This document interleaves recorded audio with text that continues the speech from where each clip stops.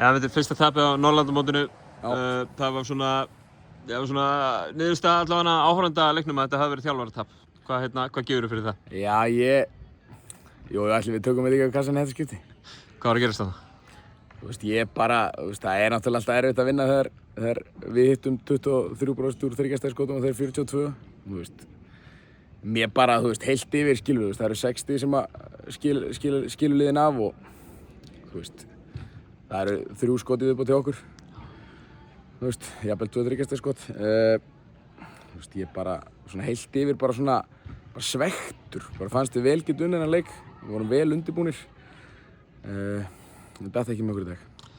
Þið voru að frákasta gífurlega vel í þessu leiku, enda stærra liðið og voru að berjast ágætlega við þá. Þrátt fyrir að þeir voru að reyna að keyra hranu upp, bara frá fyrstu mínútu var liðið þitt tilbúið í alls konar baráttu. En það er eins og þú segir, það var spurning hvort eruð ofan á, þessi yfirburðir í frákastum og bara stærð sem að þið höfðuð eða skotin. Já, þeir náttúrulega hlaupa alveg, þeir hlaupa alveg út í eitt og við, ég held að þeir hafi verið með einhver 8-9 fleiri hraðaflöpsstig heldur en við í fyrri hálfleik og við vissum það fyrirfram að þeir myndu hlaupa og við brendum okkur oft á því að við vorum kannski að pressa og það kemur ein sending, maður hleypur og við bara alveg sprungnir og mér fannst við gera vel í frákastabaráttu, við vinnum frákastabaráttuna. Ég held að Eistar sé búinn að vinna núna báða leikina þessi tapa frákastabaráttunni sem er svo sem ekkert algengt endilega en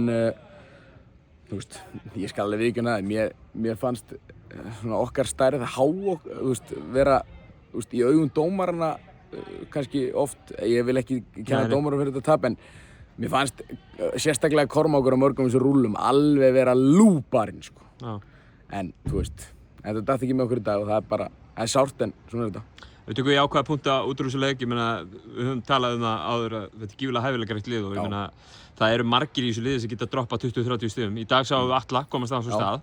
Það er jákvætt. Já, Atli er náttúrulega bara hrikalegt talent og bara frábær leikmaður og bara hann nýtti sér vel mismatchi sem hann fékk. Það var oft minni menn að dekka hann og ef það voru jafnstóri menn að vera hægari en hann, nýtti það hrikalega vel í dag og eins og þú segir, það geta allir lagt eitthvað í púkið á okkur. Við erum búin að vera með yfir 5-6 leikmenn í yfir 10 stigum í öllum leikjunum so far held ég, nema þessum kannski. Og þetta er náttúrulega bara hörkulið með 12 djúpir og bara gaman að þessu.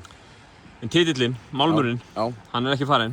Nei. Sýnist á öllu að það séu 4 liði upp með 2 sigra og 1 tap.